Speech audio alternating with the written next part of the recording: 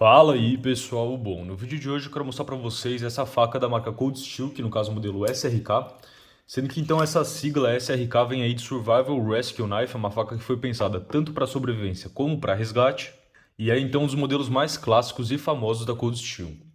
Essa é uma faca utilizada por diversas forças militares pelo mundo e uma coisa que deu muita popularidade para esse modelo em especial, essa é a faca padrão que é distribuída para um dos treinamentos dos Navy SEALs. Mas fora toda essa questão da fama e do nome que tem essa faca, eu também acho um excelente projeto, eu gosto muito do desenho. É uma faca muito legal, ela tem um balanço muito bom, não é uma faca tão pesada, ela vai pesar aí mais ou menos 230 gramas, sendo que ela está disponível hoje tanto com essa versão bem mais barata com aço SK5, que tem um custo-benefício muito legal, como uma versão também com aço Sanmai, sendo que a versão com aço Sanmai tem a lâmina prata. Essa aqui é uma faca que ela já foi feita em algumas versões, antigamente ela tinha aqui um ricaço bem maior, então essa parte aqui sem fio vinha aqui até mais ou menos aqui, você conseguia passar o dedo. Eu gostei que eles mudaram isso, então é uma faca que você consegue segurar aqui atrás da guarda e ainda se ter um controle muito bacana sobre a lâmina, sendo que outra coisa que mudou é o fato de que hoje essa faca tem um desbaste hollow ground. Então, como vocês podem ver, eu gostei muito do desbaste dessa faca, porque embora seja um hollow ground, não é um hollow ground tão fino, por exemplo, aí como um canivete, como uma faca para um trabalho mais delicado. Então, mesmo sendo hollow ground, ela ainda assim é muito resistente. Vocês podem ver aqui que tem uma certa quantidade de material ali atrás do fio. E uma coisa que eu gostei muito também é que ela vem com uma afiação de fábrica muito bacana aí. As Cold Steel costumam vir muito bem afiadas, mas eu vou comparar ela com algumas facas aqui depois no vídeo e vocês vão ver aí realmente que é uma faca muito interessante pela questão de como é feito o desbaste e como vem aí o fio de fábrica também. Então, para tirar a caixa aqui do lado, ela vem nessa caixa, uma caixa bem simples. Aqui a gente tem algumas informações sobre ela, sendo que o tamanho total da faca, pessoal, vai ser de 27,3 centímetros, é uma faca realmente bem grande, sendo que de lâmina ela tem aí 15,2 centímetros. Então também tem uma lâmina bem grande, se a gente for considerar realmente só a parte de fio, ela vai ter mais ou menos aí uns 14,8 centímetros. Aqui a gente também tem a questão da informação do aço. Antigamente essa faca aqui foi feita em uma série de aços, como por exemplo 3V, AUS8A. Hoje ela é feita com SK5 com 5 milímetros de espessura.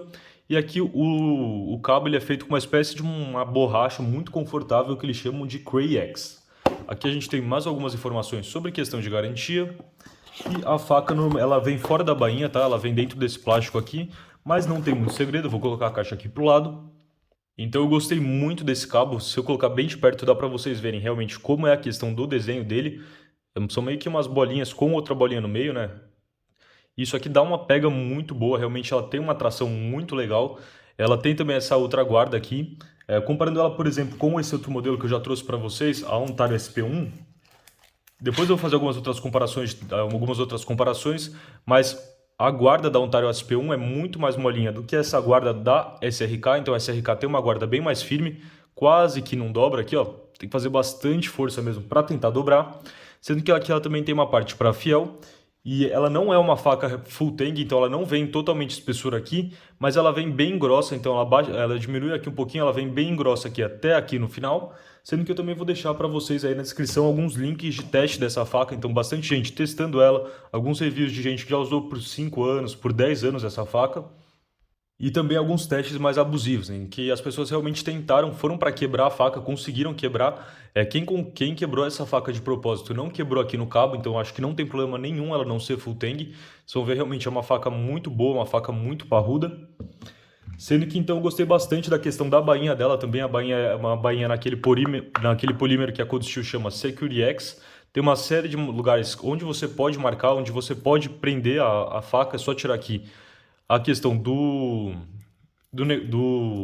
suporte da alça para cinto. E é uma faca que ela entra muito justa na bainha. Realmente é muito justa mesmo, pessoal. Vocês podem ver que ela fica presa sem fazer nenhum barulho. Até vou mostrar para vocês um detalhe aqui. Quando você coloca, o fio, basicamente, ele entra aqui no vãozinho que tem no plástico. Então realmente não tem muito espaço. É uma bainha que fica muito justa. Mas é uma bainha que depois que você coloca aqui, ó, vocês podem ver, balançando forte mesmo, uma bainha que não cai, uma bainha que não faz... Se eu prender aqui a parte de trás também para não fazer barulho de bater, vocês podem ver uma bainha que não faz barulho nenhum. Achei muito legal essa bainha, muito bem feita. Ela também tem um buraco para alívio de água aqui no fundo. sendo que aqui na parte do cinto dá pra passar cinto bem grosso, e além de ter o velcro, ela também tem um botão aqui no meio do velcro. Então eu achei interessante essa combinação de botão com o velcro. Achei uma bainha muito legal, uma bainha muito interessante que a Cold Steel fez. Então se a gente tem aqui esse botão de pressão, e para abrir ela aqui, às vezes ela fica um pouquinho mais dura, mas podem ver, é uma faca que eu achei muito bonita. E eu já trouxe para vocês então aí o review de um canivete que segue a mesma linha, que no caso é o modelo SR1 Lite. Então assim como a gente tem a Survival Rescue Knife, a gente também tem aí um canivete nessa linha. Então aproveitando que eu já falei sobre canivetes, também vou fazer a clássica comparação de tamanho aqui do canal, sendo que aqui a gente tem ele do lado do Ontario Hatch 1 e aqui a gente tem ele do lado do Ontario Hatch 2. Então vocês podem ver realmente é muito maior que o Ontario Hatch 1 e com certeza muito maior aí que o Ontario Hatch 2.